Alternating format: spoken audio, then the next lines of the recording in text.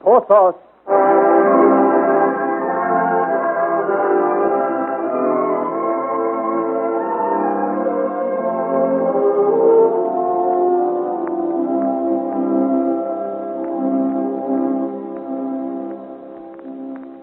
Stuck in the muddy roads of the Vosges Mountains, the ammunition wagons intended for Freiburg have been attacked by the partisan army gathered by Duke Charles of Lorraine.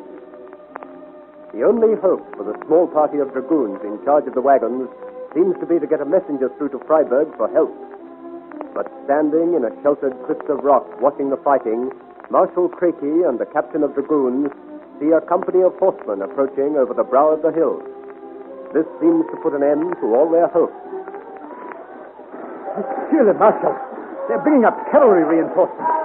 This is good 5-year ammunition and us with it. And you see how large a force of cavalry is coming? It might be any number. Weaving in and out among the trees in the most extraordinary manner. I could not count them. Yet they see... Devil take it, what are they doing? Why, what is it? You believe in miracles, Marshal? I believe they're friends, not enemies. Oh, heaven be praised if that is so. How could such a thing be? I believe you are right. Look at them. Look at them. We are saved. They are armed men. And see the confusion they've caused among the rebels. No soldier likes to be attacked front and rear.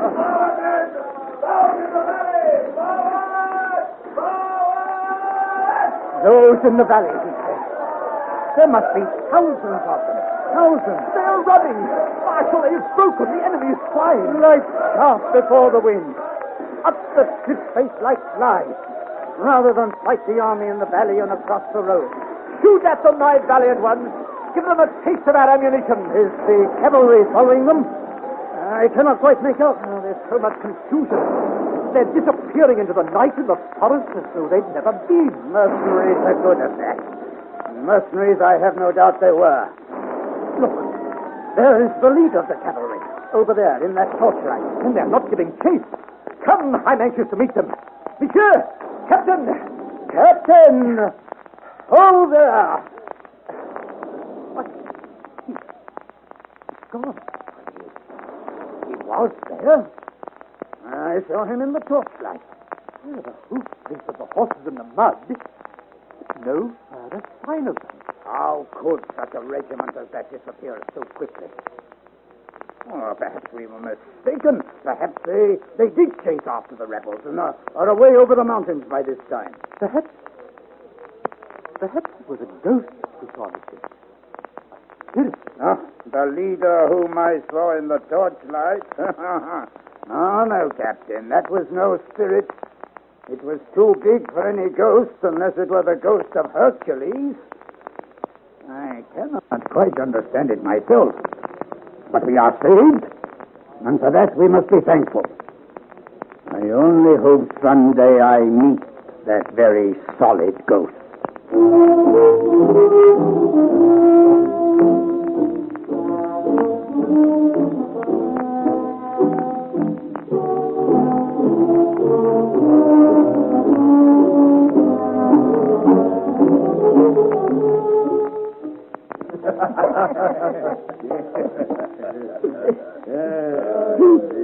To Mr. Joel. Oh, I beg his pardon. Chevalier Joel. The man who's big enough to fool an army. Drink up, Bon Larron. It was not a very big army. Death of my life. Are you trying to belittle the miracle we performed? Oh, not for one moment, my brave Friquet, but you must admit we had luck on our side. Luck, is it? I had expected an army of 8,000, and with all the courage in the world, we could not have beaten that number. Oh, mercenaries. Their bullets kill just as quickly as anybody else's.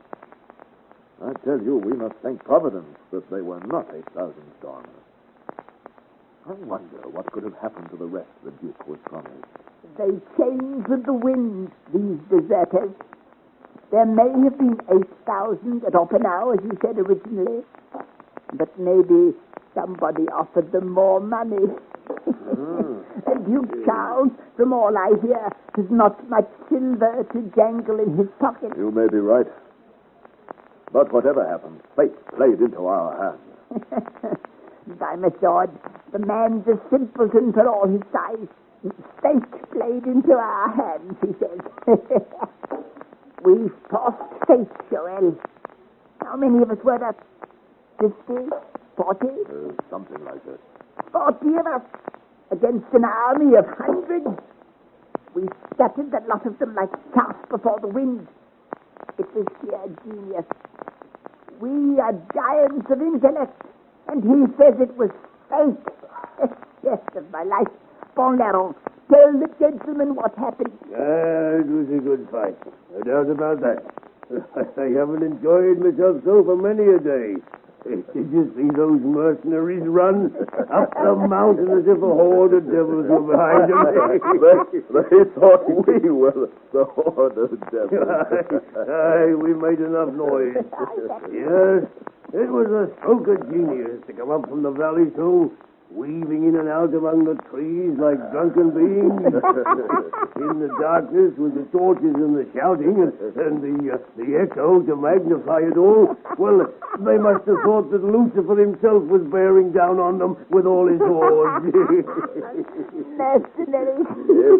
It was a partisan army of deserters, Friquet, without discipline or training.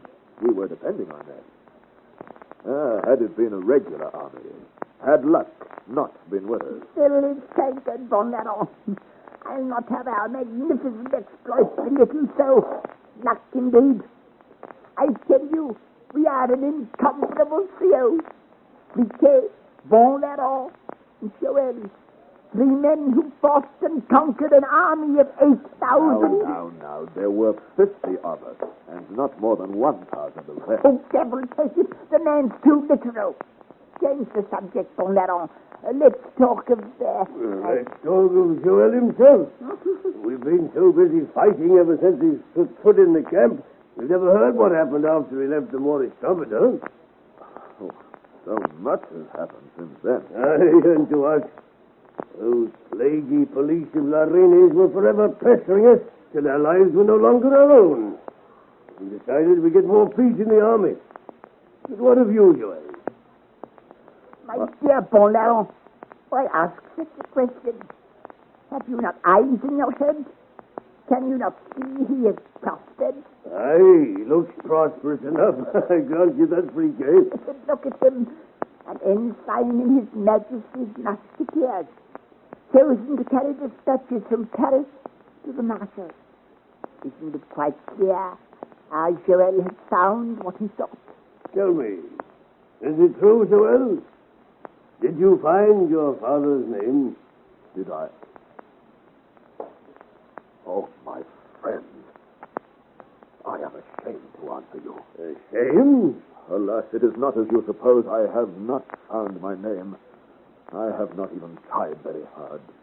I have been selfish and thoughtless, and now that you remind me of my duty, I am so ashamed. If any other man calls you names like that, I should run him through. You must be jesting. Indeed, no, it is true what I say. I have sought my own happiness, my own gain. I have been busy with selfish things and have forgotten until this moment the promise I made upon my mother's deathbed. I am ashamed. I don't know what has passed since you left us at the Moorish trumpeter, Joel.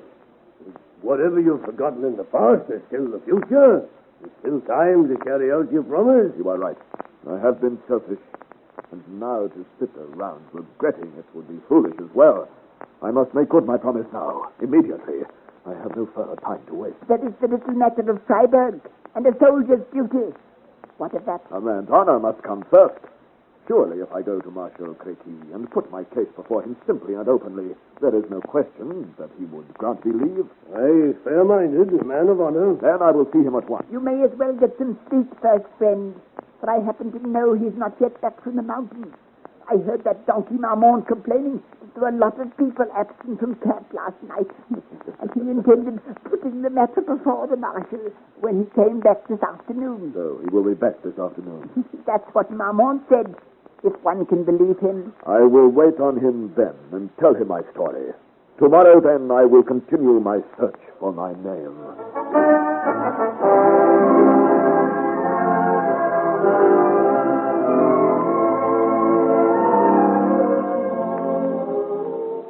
Marshal Créqui,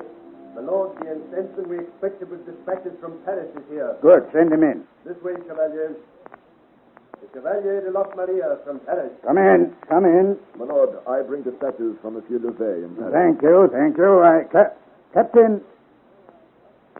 Captain, sit closer a moment.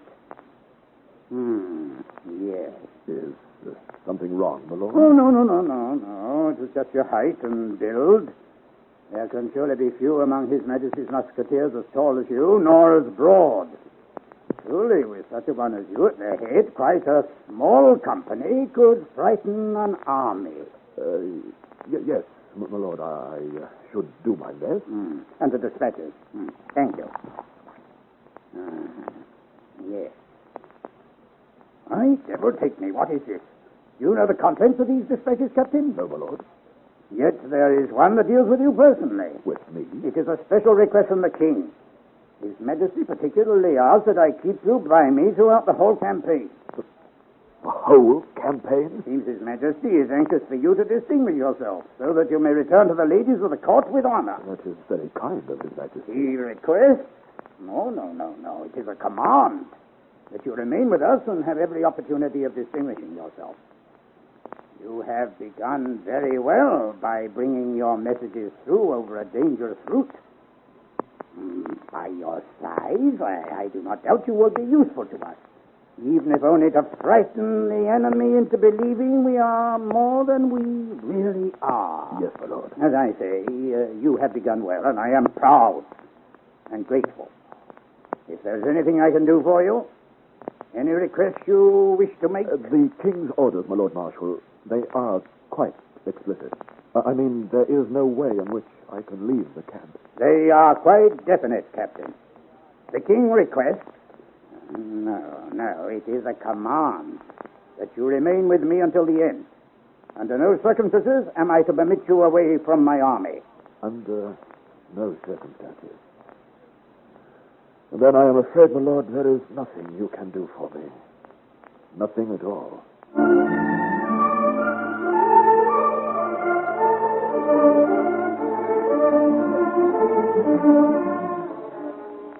Son of Porthos, adapted for radio by Margaret Dunn from the novel by Alexander Dumas, a George Edwards production.